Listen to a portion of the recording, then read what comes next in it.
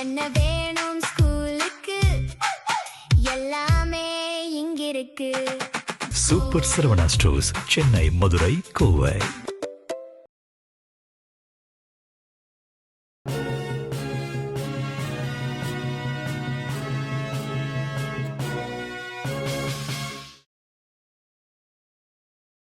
வணக்கம். ஜெம் செய்திகளுக்காக நான் உங்கள் ஜெனிஷா அகஸ்டன். இந்திய நேரப்படி காலை 8:30 மணி செய்திகள். முதலில் ஜெம் தலைப்பு செய்திகளை காணலாம். தாவேக ஆட்சி 2 ஆண்டுகள் கூட நீடிக்காது, திமுக தலைவர் மு.க. ஸ்டாலின் அறிவிப்பு. எதிர்கால போர்கள் மனித சக்தி சார்ந்ததாக மட்டும் இருக்காது, இந்தியாவின் முப்படை தலைமை தளபதி அனில் சவுகான் அறிவிப்பு. ஈரான் மற்றும் அமெரிக்கா இடையிலான ஒப்பந்தத்தின் பயனாக ஹார்முஸ் ஜலசந்தி திறக்கப்படும், அமெரிக்க அதிபர் டொனால்ட் ட்ரம்ப் அறிவிப்பு. லக்னோவில் நடைபெற்ற 68வது IPL 20 ஓவர் கிரிக்கெட் போட்டி. லக்னோ சூப்பர் ஜெயின்ஸ் அணியை வீழ்த்தி பஞ்சாப் கிங்ஸ் அணி அபார வெற்றி. இனி விரிவான செய்திகளை காணலாம். தாவேக ஆட்சி 2 ஆண்டுகள் கூட நீடிக்காது என்று திமுக தலைவர் மு.க. ஸ்டாலின் தெரிவித்துள்ளார். சென்னை அண்ணா அறிவாலயத்தில் திமுக இளைஞரணி ஆலோசனை கூட்டம் நடைபெற்றது. இதில் திமுக தலைவர் மு.க. ஸ்டாலின், திமுக இளைஞரணி செயலாளரும் சட்டமன்ற எதிர்க்கட்சித் தலைவருமான உதயநிதி ஸ்டாலின் மற்றும் இளைஞரணி நிர்வாகிகள் ஏராளமானோர் கலந்து கொண்டனர். இந்த கூட்டத்தில் காங்கிரஸ் கட்சிக்கு எதிராக கண்டனம் தெரிவித்து தீர்மானம் நிறைவேற்றப்பட்டது. இக்கூட்டத்தில் திமுக தலைவர் மு.க. ஸ்டாலின் பேசிய போது, இன்றைய சூழலுக்கு ஏற்ப இளைஞரணி சமூக வலைதளங்களில் வேலை செய்து நமது கொள்கைகளை எடுத்து செல்ல வேண்டும் என்று கேட்டுக்கொண்டார். இளைஞர் அணிக்கு ஒர்க் ஷாப் நடத்த உதயநிதிக்கு அறிவுறுத்துகிறேன் என்று கூறினார். தாவேக வெற்றி பெற்றதற்கு காரணம் சினிமா கவர்ச்சிக்கு விழுந்த வாக்குகளை தவிர அரசியல் எழுச்சிக்கானது இல்லை என்று தெரிவித்துள்ளார். இந்த சினிமா கவர்ச்சி ரொம்ப நாளைக்கு நீடிக்காது என்றும் 2 ஆண்டுகள் கூட இந்த அரசு நீடிக்காது என்றும் கூறினார். குழந்தைகள் அம்மாவை தேடுவது போல மக்கள் கொஞ்ச நாட்களில் நம்மை தேடி வருவார்கள் என்று தெரிவித்துள்ளார். அனைவரும் சோர்ந்து போகாமல் வேலையை பாருங்கள் என்று கட்சியினரிடையே அறிவுறுத்தினார். எதிர்கால போர்கள் மனித சக்தி சார்ந்ததாக மட்டும் இருக்காது என்று இந்தியாவின் முப்படை தலைமை தளபதி அனில் சவுகான் தெரிவித்துள்ளார். மராட்டிய மாநிலம் ஸ்ரீரடியில் பாதுகாப்பு தளவாட உற்பத்தி ஆலை திறப்பு விழா நடைபெற்றது. இதில் இந்தியாவின் முப்படை தலைமை தளபதி அனில் சவுகான் கலந்து கொண்டு பேசினார். அப்போது போர் மற்றும் போர் முறைகள் வேகமான மாற்றத்தை கண்டு வருவதாக தெரிவித்துள்ளார். எதிர்கால போர் முறை என்பது செயற்கை நுண்ணறிவு, ட்ரோன்கள், ரோபோட்டிக்ஸ், விண்வெளி தொழில்நுட்பங்கள், துல்லிய தாக்குதல்கள், ஆயுதங்கள், தகவல் ஆதிக்கம் ஆகியவை எதிர்கால போர்களுக்கு உறுதியான வடிவம் அளிக்கும் என்று குறிப்பிட்டுள்ளார். நிலம், நீர், ஆகாயம் ஆகியவற்றுடன் சைபர் ஸ்பேஸ், அறிவாற்றல் சார்ந்த போர் ஆகியவை ஒன்றாக நடைபெறும் என்று கூறினார். இந்தியாவின் உள்நாட்டு பாதுகாப்பு தளவாட உற்பத்தி 1,27,000 கோடி ரூபாயை எட்டிவிட்டது என்றும் ஏற்றுமதி சாதனை படைத்துள்ளது என்றும் தெரிவித்துள்ளார். பாதுகாப்பு தளவாட ஏற்றுமதி 38,000 கோடி ரூபாயாக உள்ள நிலையில் 100க்கும் மேற்பட்ட நாடுகளுக்கு ஏற்றுமதி செய்யப்பட்டு வருகிறது என்று கூறினார். ஈரான் மற்றும் அமெரிக்கா இடையிலான ஒப்பந்தத்தின் பயனாக ஹார்முஸ் ஜலசந்தி திறக்கப்படும் என்று அமெரிக்க அதிபர் டொனால்ட் ட்ரம்ப் தெரிவித்துள்ளார். அமெரிக்க அதிபர் டொனால்ட் ட்ரம்ப் தன்னுடைய சமூக வலைதள பக்கத்தில் ஈரான் அமெரிக்கா பேச்சுவார்த்தை தொடர்பாக பதிவிட்டுள்ளார். அதில் சவுதி அரேபியா, ஐக்கிய அரபு அமீரகம், கத்தார், பாகிஸ்தான், துருக்கி உள்ளிட்ட நாடுகளின் தலைவர்களுடன் ஈரான் இஸ்லாமிய குடியரசு மற்றும் அமைதி தொடர்பான புரிந்துணர்வு ஒப்பந்தம் குறித்த அனைத்து விஷயங்கள் பற்றியும் தொலைபேசியில் உரையாடியதாக தெரிவித்தார். பல்வேறு நாடுகளுக்கு இடையே ஒரு ஒப்பந்தம் பெருமளவில் பேச்சுவார்த்தை நடத்தப்பட்டு விட்டது என்று குறிப்பிட்டுள்ளார். இந்த ஒப்பந்தத்தின் இறுதி அம்சங்கள் மற்றும் விவரங்கள் தற்போது விவாதிக்கப்பட்டு அவை விரைவில் அறிவிக்கப்படும் என்று தெரிவித்துள்ளார். இந்த ஒப்பந்தத்தின் முடிவில் ஹார்முஸ் ஜலசந்தியும் திறக்கப்படும் என்று அவர் உறுதியளித்தார். லக்னோவில் நடைபெற்ற 68வது IPL 20 ஓவர் கிரிக்கெட் போட்டியில் லக்னோ சூப்பர் ஜெயின்ஸ் அணியை வீழ்த்தி பஞ்சாப் கிங்ஸ் அணி அபார வெற்றி பெற்றுள்ளது. உத்தரப்பிரதேச மாநிலம் லக்னோவில் 68வது IPL 20 ஓவர் கிரிக்கெட் போட்டி நடைபெற்றது. இதில் Lucknow super giants, Punjab kings அணிகள் மோதின. இப்போட்டியில் பஞ்சாப் கிங்ஸ் அணி டாஸ் வென்று பந்து வீச்சை தேர்வு செய்தது. இதன்படி முதலில் விளையாடிய லக்னோ அணி 6 விக்கெட்டுகள் இழப்புக்கு 196 ரன்கள் குவித்தது. இதில் அதிகபட்சமாக ஜோஸ் இங்கிலீஷ் 72 ரன்களும், ஆயுஷ் பதானி 43 ரன்களும் சேர்த்தனர். பந்துவீச்சு தரப்பில் பஞ்சாப் அணியின் மார்கோ ஜான்சன், யுஸ்வேந்திர சாகல் ஆகியோர் தலா 2 விக்கெட்டுகளை வீழ்த்தினர். இதன் பின்னர் களமிறங்கிய பஞ்சாப் அணி 18 ஓவர்களில் 3 விக்கெட்டுகள் இழப்புக்கு 200 ரன்கள் எடுத்து வெற்றி பெற்றது. இதில் அதிகபட்சமாக ஸ்ரேயாஸ் ஐயர் 101 ரன்களும் பிரப் சிம்ரன் சிங் 69 ரன்களையும் குவித்து பஞ்சாப் அணியின் வெற்றிக்கு வழிவகை செய்தனர். இந்த வெற்றியின் மூலம் பஞ்சாப் அணி IPL கிரிக்கெட் தொடரில் 7 வெற்றிகளை பதிவு செய்துள்ளது. சிவகங்கை மாவட்டம் கோரிக்கை மனுவை பெற்றுக்கொண்ட அமைச்சர் நடவடிக்கை எடுப்பதாக உறுதியளித்ததால் தூய்மை பணியாளர்கள் நெகிழ்ச்சியடைந்தனர். சிவகங்கை மாவட்டம் காரைக்குடியில் கனிமவளத்துறை அமைச்சர் பிரபு ஆய்வு செய்தார். அப்போது ஒப்பந்த பணி செய்யும் தூய்மை பணியாளர்கள் தங்களின் கோரிக்கைகளை மனுவாக அமைச்சரிடம் கொடுத்தனர். தனியாரின் ஒப்பந்தத்தை ரத்து செய்துவிட்டு மாநகராட்சியின் நேரடி கண்காணிப்பில் பணியாற்ற ஏற்பாடு செய்ய வேண்டும் என்றும் கோரிக்கை வைத்தனர். சிரித்த முகத்துடன் கோரிக்கைகளை அமைதியாக கேட்ட அமைச்சர் பிரபு உரிய நடவடிக்கை எடுப்பதாக கூறினார். அமைச்சரின் கனிவான பேச்சு அங்கிருந்த தூய்மை பணியாளர்கள் உள்ளிட்ட அனைவரையும் நெகிழ்ச்சியடைய செய்தது. தமிழக முதல்வர் விஜயின் ஆட்சியில் தவறு செய்பவர்கள் யாராக இருந்தாலும் உடனடியாக நடவடிக்கை எடுக்கப்படும் என்று திருவைகுண்டம் சட்டமன்ற உறுப்பினர் அன்னை சரவணன் தெரிவித்துள்ளார். திருவைகுண்டம் தொகுதிக்குட்பட்ட புளியநகரில் கால்வாயை சிலர் ஆக்கிரமித்துள்ளதாக அப்பகுதி மக்கள் புகார் அளித்தனர். இதனால் சட்டமன்ற உறுப்பினர் அன்னை சரவணன் அப்பகுதியில் ஆய்வு செய்தார். அப்போது திமுக கொடியை வைத்தும் டிஜிட்டல் பேனர்கள் வைத்தும் முல்லை போட்டும் கால்வாயை ஆக்கிரமித்துள்ளதாக பெண்கள் தெரிவித்தனர். அப்பொழுது பேசிய அன்னை சரவணன், முதலமைச்சர் விஜயின் ஆட்சியில் தவறு செய்பவர்கள் யாராக இருந்தாலும் அவர்கள் மீது உடனடியாக நடவடிக்கை எடுக்கப்படும் என்று கூறி வட்டாட்சியருக்கு செல்பேசியில் பேசி ஆக்கிரமிப்பை அகற்றும்படி கூறினார். அப்போது தாவேக ஒன்றிய செயலாளர் பொன்ராஜ், பொருளாளர் வள்ளி நாயகம், இணை செயலாளர் மணி, துணை செயலாளர் வள்ளி ராணி, நகர செயலாளர் சரவணன், நகர துணை செயலாளர் ஜபஸ்டின், சிறுபான்மை பிரிவு செயலாளர் சசிகுமார் ஆகியோர் உடனிருந்தனர். அருப்புக்கோட்டையில் பெரும்பிடுகு முத்தரையர் சதய விழாவை முன்னிட்டு அவரது திருவுருவ சிலைக்கு தாவேக்கு விருதுநகர் சட்டமன்ற உறுப்பினர் செல்வம் மாலை அணிவித்து மரியாதை செய்தார். விருதுநகர் மாவட்டம் அருப்புக்கோட்டை அருகே பாளையம்பட்டியில் பெரும்பிடுகு முத்தரையர் 1351வது சதய விழாவினை முன்னிட்டு அவரது திருவுருவ சிலைக்கு தமிழக வெற்றிக் கழகத்தை சேர்ந்த விருதுநகர் சட்டமன்ற உறுப்பினர் செல்வம் மாலை அணிவித்து மரியாதை செலுத்தினார். அங்கு பாதுகாப்பு பணியில் ஈடுபட்டிருந்த சார்பு ஆய்வாளர் முத்துமாரியப்பன் என்பவர் சட்டமன்ற உறுப்பினரை வரவேற்கும் விதமாக கை கொடுத்த போது சட்டமன்ற உறுப்பினர் செல்வம் சால்வை அணிவித்து சார்பு ஆய்வாளரை கௌரவித்தார். பதிலுக்கு சார்பு ஆய்வாளரும் செல்வத்துக்கு சால்வை அணிவித்து கௌரவித்தார். இதுகுறித்து பதிலளித்தவர், மரியாதை அளித்தவர்களுக்கு மரியாதை செலுத்த வேண்டும் என்பதுதானே தமிழர் பண்பாடு, அதற்காக தானும் அவருக்கு சால்வை அணிவித்தேன் என நிகழ்ச்சியாக கூறினார். திருவாரூர் பேருந்து விபத்தில் பாதிக்கப்பட்டுள்ள பயணிகளை திமுக சட்டமன்ற உறுப்பினர் பூண்டி கலைவாணன் நேரில் சென்று பார்வையிட்டு ஆறுதல் கூறினார். திருவாரூரில் இருந்து திருக்கொள்ளிக்காடு பொங்கு சனீஸ்வர ஆலயத்திற்கு செல்லும் நகர பேருந்தில் 100க்கும் மேற்பட்ட பயணிகள் சென்று கொண்டிருந்தனர். திருநெய்ப்பேர் அருகே சென்றபோது ஓட்டுநரின் கட்டுப்பாட்டை இழந்த பேருந்து சாலையோரத்தில் இருந்த கால்வாயில் கவிழ்ந்தது. அப்போது பேருந்தில் இருந்த பயணிகளின் அலறல் சத்தம் கேட்டு அருகே இருந்த பொதுமக்கள் உடனடியாக பேருந்தின் கண்ணாடிகளை உடைத்து பயணிகளை பத்திரமாக மீட்டனர். இதில் காயமடைந்த 10க்கும் மேற்பட்ட பயணிகளை மீட்டு 108 ஆம்புலன்ஸ் மூலமாக திருவாரூர் அரசு மருத்துவமனைக்கு அனுப்பி வைத்தனர். அவர்களுக்கு சிகிச்சை அளிக்கப்பட்டு வருகிறது. இந்நிலையில் திமுக தலைவர் ஸ்டாலின் திருவாரூர் சட்டமன்ற உறுப்பினர் பூண்டி கலைவாணரிடம் தொலைபேசியில் இதுகுறித்து விசாரித்தார்.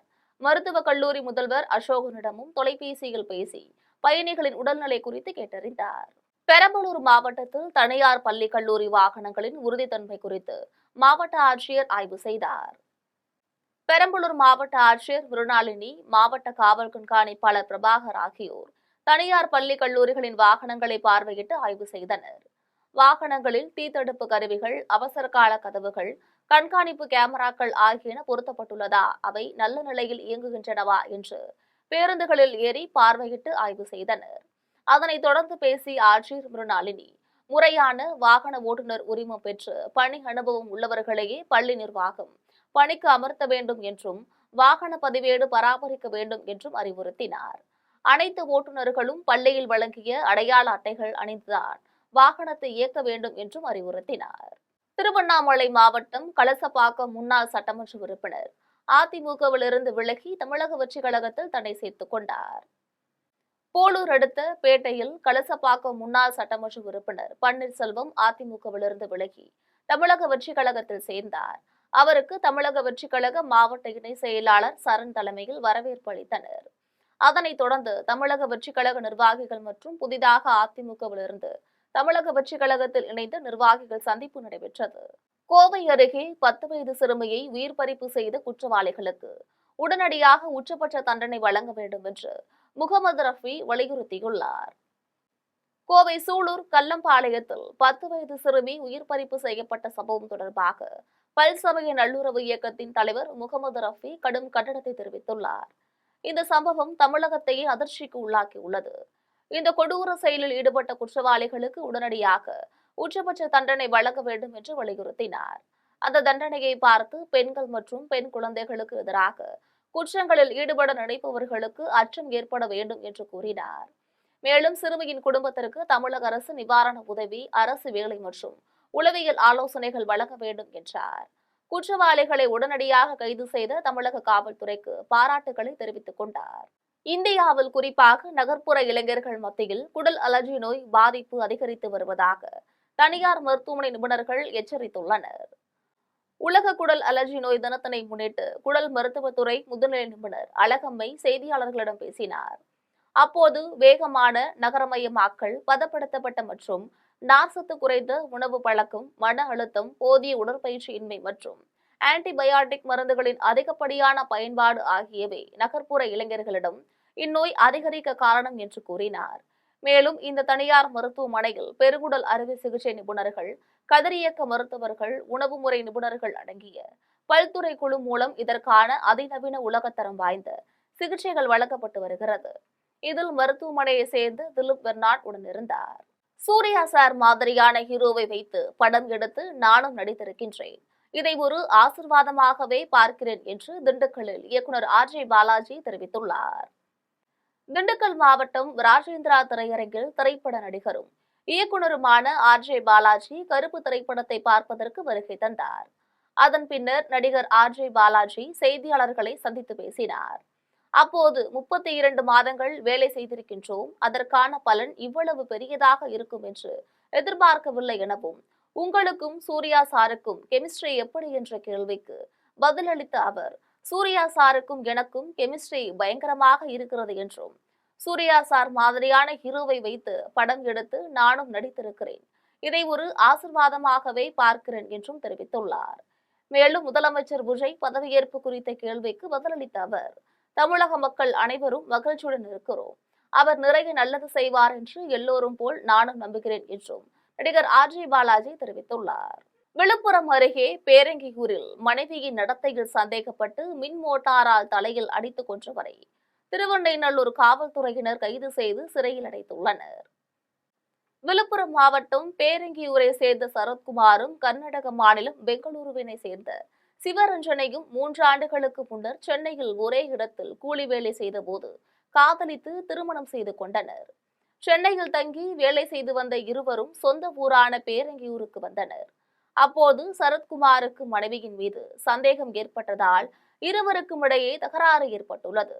இதில் ஆத்திரமடைந்த சரத்குமார் அருகில் கிடந்துள்ள அரை HP சிறிய வகை குடிநீர் மோட்டாரை எடுத்து மனைவியின் தலையில் பலமாக அடித்துள்ளார். இதனால் பலத்த காயமடைந்த சிவரஞ்சனி அங்கேயே இரத்த வெள்ளத்தில் மயங்கி சரிந்து விழுந்தார். இது குறித்து தகவல் அறிந்து வந்த 108 ஆம்புலன்ஸ் மருத்துவ ஊழியர்கள் சிவரஞ்சனியை பரிசோதனை செய்தபோது அவர் இறந்துவிட்டதாக கூறினர். திருவெண்ணைநல்லூர் காவல்துறையினர் உடலை கூராய்வுகளுக்காக விழுப்புரம் முண்டியம்பாக்கம் அரசு மருத்துவமனைக்கு அனுப்பி வைத்தனர். மனைவியை அடித்துக் கொன்ற சரத்குமாரை கைது செய்து வழக்கு பதிந்து அவரை சிறையில் அடைத்துள்ளனர். கேரள மாநிலம் மலைப்புறம் அருகே இறைச்சிக்கடை ஊழியர்கள் தொழுகைக்கு சென்றபோது அங்கே கொள்ளையன் ஒருவன் பணத்தை கொள்ளையடித்தது கண்காணிப்பு கேமராவில் பதிவாகியுள்ளது. கேரள மாநிலம் மலைப்புறம் மாவட்டம் ஒதுக்குங்கல் என்னுமிடத்தில் உள்ள இறைச்சிக்கடையில் பணியாற்றும் ஊழியர்கள் கடையை அடைத்துவிட்டு தொழுகைக்கு சென்றனர். ஊழியர்கள் திரும்பி வந்து பார்த்தபோது கடையில் இருந்த பணம் கொள்ளையடிக்கப்பட்டது தெரியவந்துள்ளது. இதையடுத்து கடையில் உள்ள கண்காணிப்பு கேமரா காட்சிகளை ஆய்வு செய்தபோது கடையில் புகுந்த கொள்ளையன் பெட்டியில் இருந்த பணத்தை கொள்ளையடித்து சென்றது தெரியவந்தது. இந்த கொள்ளை குறித்து கடை உரிமையாளர் கோட்டக்கல் காவல் நிலையத்தில் அளித்த புகாரின் அடிப்படையில் காவல்துறையினர் கொள்ளையனை வலைவீசி தேடி வருகின்றனர். பட்ட பகலிலேயே ஊழியர்கள் தொழுகைக்கு சென்ற நேரத்தை பயன்படுத்தி கடைக்குள் கொள்ளையடித்தது அப்பகுதி வணிகர்களிடம் அச்சத்தை ஏற்படுத்தியுள்ளது.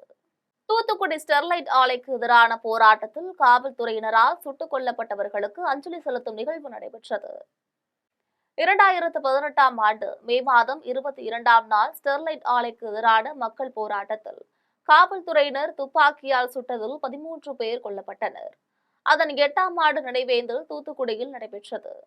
போராட்டத்தில் காவல்துறையினரால் சுட்டுக் கொல்லப்பட்ட பேய்குளத்தை சேர்ந்த செல்வசேகருக்கு பிரமையாபுரத்தில் பல்வேறு கட்சியினர் அஞ்சலி செலுத்தினர். தமிழக வெற்றிக் கழகம் சார்பில் திருவைகுண்டம் சட்டமன்ற உறுப்பினர் அன்னை சரவணன் செல்வசேகர் நினைவிடத்தில் மாலை அணிவித்து மரியாதை செய்து வீரவணக்கம் வழங்கினார். பின்னர் அவருடைய குடும்பத்தினரை சந்தித்து பேசி ஆறுதல் கூறினார். இந்நிகழ்ச்சியில் ஒன்றிய செயலாளர் பொன்ராஜ், கார்த்திக், அரசமுத்து ஆகியோர் உடனிருந்தனர். பெரம்பலூர் மாவட்டம் விஸ்வகுடியில் நடைபெற்ற ஜல்லிக்கட்டு போட்டியில் 500க்கும் மேற்பட்ட காளைகளும் 300 காளையர்களும் கலந்து கொண்டனர். பெரம்பலூர் மாவட்டம் வேப்பந்தட்டை வட்டம் விஸ்வகுடியில் ஜல்லிக்கட்டு போட்டி நடைபெற்றது.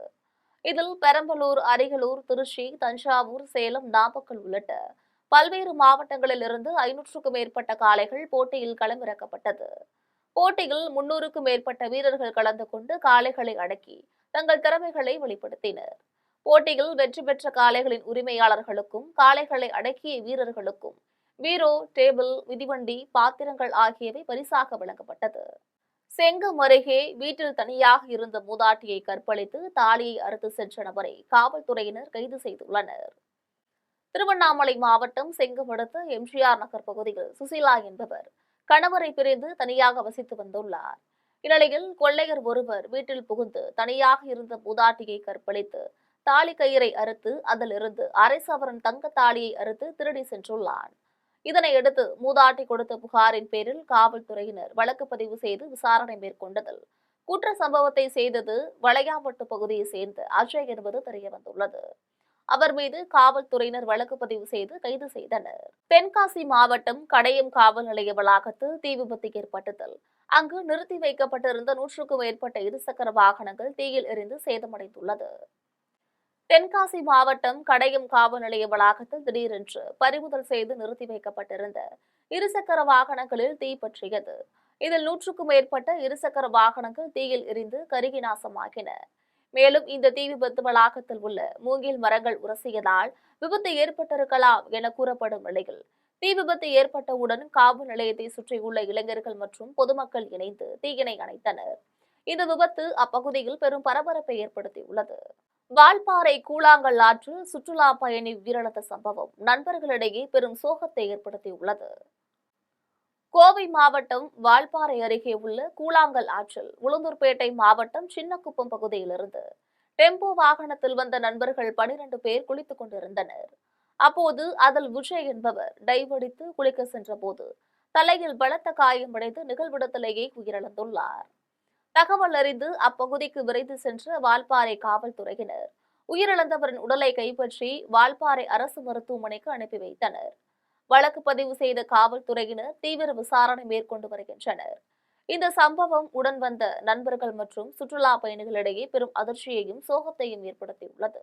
கொடைக்கானல் கோடை விழாவில் சுற்றுலா பயணிகள் கலந்து கொண்டு குத்தாட்டம் போட்டு மகிழ்ந்தனர். திண்டுக்கல் மாவட்டம் கொடைக்கானலில் வருடந்தோறும் கோடை விழா மலர் கண்காட்சி நடைபெறுவது வழக்கம். இந்நிலையில் தற்போது 63வது மலர் கண்காட்சி நடைபெற்று வந்த நிலையில் முதல் கோடை விழா நடைபெற்றது. குறிப்பாக பலவிதமான வண்ண மலர்களை கொண்டு பாம்பன் பாலம், தஞ்சை கோபுரம், ஜல்லிக்கட்டு போன்றவை மலர்களால் அலங்கரிக்கப்பட்டு காட்சிப்படுத்தப்பட்டுள்ளது. இதை காண்பதற்காக பல்வேறு மாநிலம் மற்றும் மாவட்டங்களில் இருந்து ஏராளமான சுற்றுலா பயணிகள் வருகை புரிந்தனர். இவ்விழாவில் சுற்றுலா பயணிகள் கலந்து கொண்டு குத்தாட்டம் போட்டு மகிழ்ந்தனர்.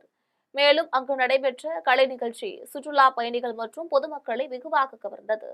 வாழப்பாடி அருகே அரசு பள்ளியில் 6ஆம் வகுப்பு படித்து வந்த மாணவி வீட்டில் தூக்கிட்டு தன்னுடைய உயிரை மாய்த்து கொண்ட சம்பவம் குறித்து வாழப்பாடி காவல்துறையினர் விசாரணை மேற்கொண்டனர். சேலம் மாவட்டம் சேசன் சாவடி ரயில்வே கேட் அருகே வசித்து வரும் தமிழரசன் ஜெயா தம்பதியருக்கு பவித்ரா, அவந்திகா, சுபிக்ஷா ஆகிய 3 பெண் குழந்தைகள் உள்ள நிலையில் சுபிக்ஷா மேட்டுப்பட்டி அரசு பள்ளியில் 7ஆம் வகுப்பு படித்து வரும் நிலையில் நேற்று அவரது தாயார் தலைக்கு எண்ணெய் வைக்க சொல்லி சுபிக்ஷாவினை திட்டியதாக கூறப்படுகிறது. இதனால் கோபித்துக் கொண்ட சுபிக்ஷா வீட்டின் மேல் மாடியில் உள்ள மின் விசிறியில் தூக்கிட்டு தன் உயிரை மாய்த்து கொண்டார். இதனை பார்த்த பாட்டி மற்றும் உறவினர்கள் வாழப்பாடி காவல் நிலையத்திற்கு தகவல் அளித்தனர். தகவலின் பேரில் சம்பவ இடத்திற்கு வந்த வாழப்பாடி காவல்துறையினர் சுபிக்ஷாவின் உடலை மீட்டு பிரேத பரிசோதனைகளுக்காக அரசு மருத்துவமனைக்கு அனுப்பி வைத்தனர். மேலும் வழக்கு பதிவு செய்து விசாரணை மேற்கொண்டனர். விசாரணையில் கடந்த 5 ஆண்டுகளுக்கு முன்பு 2வது பெண் பிள்ளை அவந்திகா இறந்துவிட்டது தெரியவந்தது. திருக்குவளை அருகே ஊராட்சி சார்பில் குடிநீர் குழாய் பதிக்கும் பணியின் போது தனிநபரின் சொந்த குடிநீர் குழாய் உடைந்ததால் வாக்குவாதம் ஏற்பட்டது. நாகை மாவட்டம் திருக்குவளை தாலுகாவிற்கு உட்பட்ட தொழுதூர் மாதா கோவில் தெருவில் ஜல் ஜீவன் திட்டத்தின் கீழ் குடிநீர் குழாய்கள் பதிக்கும் பணி நடைபெற்று வருகிறது. அதற்கு முன்பாகவே அதே பகுதியை சேர்ந்த ராசாத்தை என்பவர் தனது சொந்த செலவில் குடிநீர் குழாய் பதித்து வெளியிலிருந்து தண்ணீர் எடுத்து பயன்படுத்தி வருகிறார். இந்நிலையில் ஜல் ஜீவன் திட்டத்தில் கீழ் குழாய்கள் பதிக்கும் பணியின் போது அவருக்கு சொந்தமான குடிநீர் குழாய் உடைந்துவிட்டது. இதனால் வீட்டின் உரிமையாளருக்கும் ஒப்பந்த பணியாளருக்கும் வாக்குவாதம் ஏற்பட்டது. அதனைத் தொடர்ந்து தலைஞாயிறு வட்டார வளர்ச்சி அலுவலரை தொடர்பு கொண்டு பேசிய போது உடைக்கப்பட்ட குடிநீர் குழாயை சரி செய்து தருவதாக உறுதியளித்ததால் பிரச்சனை முடிவுக்கு வந்தது. இதனால் அப்பகுதியில் பரபரப்பு நிலவியது. வடலூர் அடுத்த வானதி ராயபுரம் கிராம மக்கள் NLC சுரங்க விரிவாக்கத்திற்கு நிலம் கொடுக்க மறுத்து சென்னை கும்பகோணம் சாலையில் திடீர் சாலை மறியலில் ஈடுபட்டனர். கடலூர் மாவட்டம் வடலூர் அடுத்த தென்குத்து, புதுநகர், வானதிராயபுரம் உள்ளிட்ட கிராம பகுதிகளில் NLC நிறுவனம் சுரங்கம் 1A விரிவாக்கத்திற்காக காவல்துறை பாதுகாப்புடன் நிலத்தை கையகப்படுத்த முயற்சி செய்கிறது. மேலும் உயிர் இழப்பீடு, வீட்டிற்கு ஒருவருக்கு வீட்டுமனை உள்ளிட்டவைகளை வழங்க வேண்டும் என பல ஆண்டுகளாக எதிர்ப்பு தெரிவித்து போராட்டத்தில் ஈடுபட்டு வருகின்றனர். இந்நிலையில் NLC நிறுவனத்திற்கு நிலத்தை வழங்க மறுப்பு தெரிவித்துள்ள கிராம மக்கள் சென்னை கும்பகோணம் தேசிய நெடுஞ்சாலையில் ஆபத்தான புறத்தில் பேருந்து நிறுத்தம் பகுதியில் 1 மணி நேரத்திற்கும் மேலாக சாலை மறியல் போராட்டத்தில் ஈடுபட்டுள்ளனர். இந்நிலையில் வடலூர் காவல்துறை கண்காணிப்பாளர் ராதாகிருஷ்ணன் தலைமையிலான காவல்துறையினர் மறியலில் ஈடுபட்ட பொதுமக்களை வலுக்கட்டாயமாக தரதர என இழுத்து சென்று காவல்துறை வாகனத்தில் ஏற்றி சென்றனர். இதனால் பரபரப்பு நிலவியது. திண்டுக்கல் மாவட்டம் தாடிக்கொம்பு அடுத்த மரவப்பட்டி புதூர் சலைட் மாதா திருவிழாவையொட்டி முழங்காலில் மெழுகுதிரி ஏந்தி சுற்றி வந்து பக்தர்கள் நேர்த்திக்கடன் செலுத்தினர். திண்டுக்கல் அருகே உள்ள தாடிக்கொம்பு அடுத்த மரவப்பட்டி புதூர் புனித சலைட் மாதா திருத்தலத்தின் 141ஆம் ஆண்டு திருவிழா மே 13ஆம் நாள் தொடங்கியது. நவநாள் நடைபெற்ற நாட்களில் ஒவ்வொரு நாள் மாலையும் புனித சலைட் மாதாவின் திருவுருவம் தாங்கிய கொடி மற்றும் புனித சலைட் மாதா மின்ரதம் போன்றவை ஜெபமாலை ஊர்வலத்துடன் நடைபெற்று நவநாள் திருப்பலி நிறைவேற்றப்படுகிறது. நேற்று புனித சலைட் மாதா உள்ளிட்ட புனிதர்களின் சொரூபங்கள் ஏற்றப்பட்ட பெரிய தேர்பவனி நடைபெற்றது. தேர்பவனையின் இறுதியில் புனித சலைட் மாதா சொரூபம் தங்கிய சப்பரம் புனித சலைட் மாதா திருத்தலம் முன்பாக நிலைநிறுத்தப்பட்டது. இதில் 100க்கும் மேற்பட்ட ஆண்களும் பெண்களும் முழங்காலில் மெழுகுதிரி ஏந்தி புனித சலைட் மாதா சப்பரத்தை சுற்றி வந்து நேர்த்திக்கடன் செலுத்தினர். கன்னியாகுமரி மாவட்டம் நாகர்கோவில் மாநகராட்சி பகுதியில் அமைந்துள்ள 18 ஏக்கர் பரப்பளவு கொண்ட செம்மங்குளம் சுமார் 100 ஆண்டுகளுக்கு பிறகு புனரமைக்கும் பணி நடைபெற்றது. கன்னியாகுமரி மாவட்டம் நாகர்கோவில் அருகே ஒளிகினேசரி பகுதியில் நாகராஜா கோவிலுக்கு சொந்தமான செம்மங்குளம் உள்ளது. சுமார் 18 ஏக்கர் பரப்பளவு கொண்ட இந்த குளம் ஒரு காலத்தில் முக்கிய குடிநீர் ஆதாரமாக விளங்கி வந்தது. தற்போது ஏரி, கழிவுநீர் ஊடுருவல் மற்றும் ஆகாய தாமரைகளின் பெருக்கம் காரணமாக கடுமையான சுற்றுச்சூழல் பாதிப்புக்கு உள்ளாகியுள்ளது. இந்நிலையில் 100 ஆண்டுகளுக்கு பிறகு புனரமைக்கும் பணி நடைபெற்றது. இதனைத் தொடர்ந்து நாகர்கோவில் மாநகராட்சி சார்பில் அப்பகுதியில் நிலத்தடி வடிகால் அமைப்பு பணிகள் நிறைவடைந்துள்ளதாகவும் ஏரிக்குள் கழிவுநீர் ஊடுருவல் தடுக்கப்பட்டுள்ளதாகவும் விடுபட்ட இணைப்புகள் அனைத்தும் தற்போதுள்ள நிலத்தடி வடிகால் அமைப்புடன் இணைக்கப்படும் என்றும் தெரிவிக்கப்பட்டுள்ளது. கடலூர் மாவட்டம் பண்ருட்டி வட்டம் முத்துகிருஷ்ணாபுரம் திரௌபதி அம்மன் கோவில் தீமிதி திருவிழா பக்தர்கள் தீக்குழி இறங்கி நேர்த்திக்கடன் செலுத்தினர். பண்ருட்டி வட்டம் முத்துகிருஷ்ணாபுரம் திரௌபதி அம்மன் கோவில் திருவிழா மே 7ஆம் தேதி கொடியேற்றத்துடன் தொடங்கியது. நாள்தோறும் அம்மனுக்கு சிறப்பு அபிஷேகம், அலங்காரம் ஆகியன நடைபெற்றன. திருவிழாவின் முக்கிய நிகழ்வான தீமிதி திருவிழா நேற்று மாலை நடைபெற்றது. இதில் முத்துகிருஷ்ணாபுரத்தை சேர்ந்த பொதுமக்கள் தீமிதித்து நேர்த்திக்கடன் செலுத்தினர். திருவாரூர் மாவட்டம் கூத்தாநல்லூர் அருகே சாத்தனூர் மகாமாரியம்மன் கோவில் திருவிழாவில் பெண்கள் சீர்வரிசை எடுத்து வந்து வணங்கினர். திருவாரூர் மாவட்டம் கூத்தாநல்லூர் வட்டம் சாத்தனூரில் மகாமாரியம்மன் வைகாசி திருவிழாவில் மாரியம்மனுக்கு சிறப்பு அபிஷேகமும் ஆராதனையும் நடைபெற்றது. மாரியம்மனை குலதெய்வமாக போற்றி வணங்கும் சாத்தனூர் பெண்கள் திருமணமாகி கணவன் வீட்டுக்கு சென்றாலும் வைகாசி திருவிழாவின் போது சொந்த ஊரான சாத்தனூருக்கு வருகின்றனர். பூ, பழங்கள், தேங்காய் ஆகியவற்றை சீர்வரிசையாக சுமந்து ஊர்வலமாக வந்து மாரியம்மனுக்கு படைத்து வழிபாடு நடத்தினர். அதன் பின்னர் அம்மன் சந்நிதியில் கும்மியடித்து ஆடிப்பாடி மகிழ்ந்தனர். மீண்டும் ஜம் தலைப்பு செய்திகள். தாவேக ஆட்சி 2 ஆண்டுகள் கூட நீடிக்காது. திமுக தலைவர் மு.க. ஸ்டாலின் அறிவிப்பு. எதிர்கால போர்கள் மனித சக்தி சார்ந்ததாக மட்டும் இருக்காது. இந்தியாவின் முப்படை தலைமை தளபதி அனில் சவுகான் அறிவிப்பு. ஈரான் மற்றும் அமெரிக்கா இடையிலான ஒப்பந்தத்தின் பயனாக ஹார்முஸ் ஜலசந்தி திறக்கப்படும். அமெரிக்க அதிபர் டொனால்ட் ட்ரம்ப் அறிவிப்பு. லக்னோவில் நடைபெற்ற 68வது IPL 20 ஓவர் கிரிக்கெட் போட்டி. லக்னோ சூப்பர் ஜெயின்ஸ் அணியை வீழ்த்தி பஞ்சாப் கிங்ஸ் அணி அபார வெற்றி. இத்துடன் ஜெம் செய்திகள் நிறைவடைகின்றன. மீண்டும் ஜெம் செய்திகள் மதியம் 1:30 மணிக்கு. உடனுக்குடன் செய்திகளை காண GemLive.tv என்ற இணையதளத்தில் இணைந்திருங்கள். நன்றி, வணக்கம்.